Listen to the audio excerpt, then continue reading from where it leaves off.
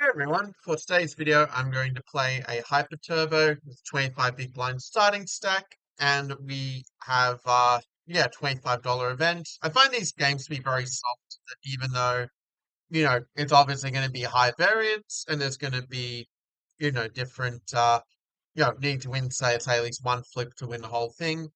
I do find there are some different aspects of skills to these formats to like knowing what hand you should raise, what hand you should jam and so forth. And also another nice thing about it is that a lot of these players will be making a lot of mistakes because the play is just very soft in general in these formats. So that means, yeah, you can actually, I think, have a pretty decent ROI in these just based on the fact that A, the people play Hypto tend to be just purely gambling degenerates who never studied poker once in their life.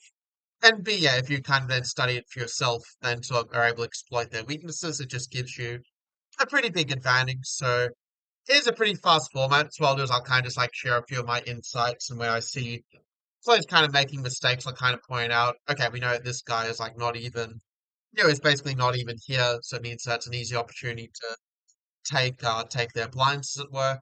Because weird, like with Ignition, like sometimes, the site doesn't work properly for some people, like it glitches out and they can't join the game properly.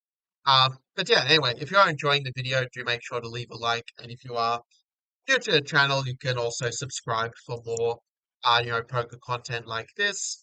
I just really love the game of poker. Just really fun to be able to kind of play and just try to improve yourself in the process of trying to make the best decisions possible. Yeah, like this bet size, yeah, it's a bit large. I mean, I think I'd probably go 6% pot on that run out, but it is what it is.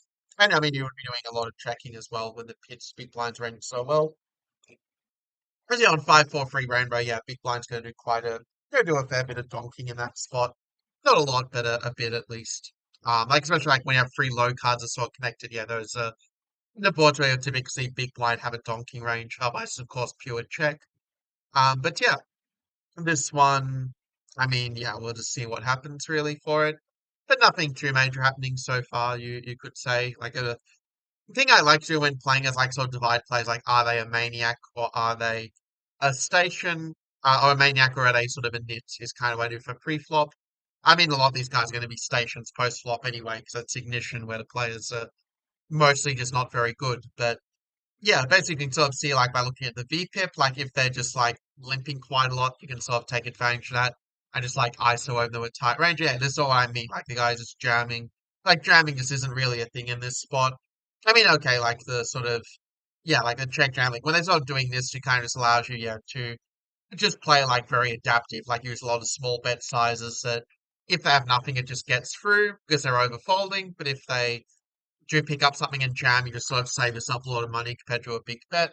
So it's kind of one of the adaptation, like one of the little exploits I do in Ignition is a lot of the small bet sizing, like, 25% to 33% pot. A lot of time, sometimes even a bit smaller on some boards, just knowing that they're going to overfold that bet. Or the reverse is that I might do it like with a hand that has some decent potential to improve because I know they're only going to be raising very strong hands there.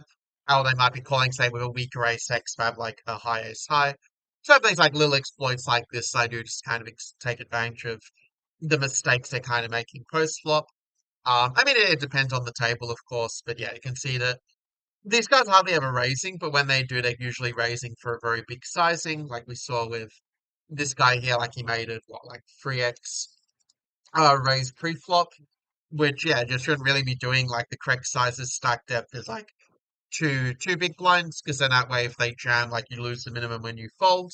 So yeah, you shouldn't really be doing more than a min raise unless you're doing something super exploitative. But in general, yeah, just the min raise will work. And also multi-way, when this guy bets in a free people, he has a very strong hand. Like the absolute worst hand he would have on the flop is like a pretty good 10x. And yeah, this is just never going to be a bluff, I think, when the board pairs like this. Because like the flush draw is kind of meant to give up, I think, on that run out. But especially when it starts multi-way. Okay, we're a little bit card dead, so we're just going to just fold out and wait to see what happens. And we're still going to obviously observe and like take notes on what the player's kind of doing, knowing what mistakes they're making. See, this guy's like very stationy. Even like he's sort of like a knit station is kind of the hybrid. If you just bet one big blind with range here, which he does, see how big blind responds. Yeah, I thought he might go for some crazy race when he started to tank for a second or more. Because there are a lot of timing tells as well on this site where people want to just give away what they have, like by how long they think. Like, this guy, like he thinks for a while, like he obviously has some sort of showdown value with how he played it. But if when the board is double paired, like he doesn't have like super strong hands, like he's kind of capped there.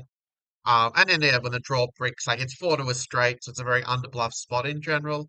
So this is like it's almost always going to be a hand, and yeah, he just has king 10 for the nut straight. So yeah, even though the sizing is like a little bit egregious, and we're going to fold here because I do think that we're just like this guy gets too easily free bet and make us fold. So Jack 10 off, yeah, we're just going to be a little bit tighter with our range when they're really short stacks. And also, Jack 10 just a pan offsuit hand that plays really badly multi-way, not being suited, and often is going to be dominated by the calling range. So yeah, it's just a pure fold, I think, in that particular stack configuration. Yeah, we see this guy insta check. Like when he insta checks, he has nothing. The five is a pretty good card for actually almost any of the players to barrel on here. But like you can see this guy is like just basically like just auto checks. That means he just gives up. Like this guy can just bluff very free liberally. And this guy's now raising because he probably slow played King 10 or slow played a 5 or whatever. Anything like when these guys like slow play a lot, yeah, it just makes it kind of easier for you as well. Because they're not just not getting as much value with their really good hands. And it also means, yeah, that like when they bet, their betting range is also kind of weakened if they are just checking back the nuts on your nuts a lot of the time. But yeah, for this point, yeah, I mean, probably yeah, had like a relatively bad run of cards, but we're still doing fine at this point. Still a lot of poker to be played. But yeah, that's kind of the point where, yeah, like this guy's doing an ISO just to put him all in, all pretty standard. Yeah, he has 8-6, so that's kind of mean like the guy like limped A6, he just should never be doing this. That's kind of what I mean about like the sort of big mistakes that these guys are typically going to be making. So yeah, like with the A6, yeah, it's just going to be pretty standard. Well, okay, this could be an all-in, but yeah, I think that we are meant to just call with this spot if this guy jams, even though the only reason I hesitate is he is a bit of a nit. Like I'm not sure he's doing worse hands, but at the same time, yeah, he's also very short stacked. I think any ace-x we do just have to call it at this point. So that's what we're going to do. Yeah, we get unlucky to add a better kicker, but we'll see how the run out goes. He hits the flush, yeah, just unlucky for us. Okay, well, the one good thing is I'm very good short stacked, so we'll see what happens. I think we just jam if it folds to us, and yeah, if it yeah, so just jamming pretty much almost any two cards here. And we just hope we get lucky. Okay, we get dominated and we just completely die. So yeah, GG, what can you do? Time just doesn't go your way. So yeah, that was all for this video. Yeah, I hope that you enjoyed it. And I will see you in the next one.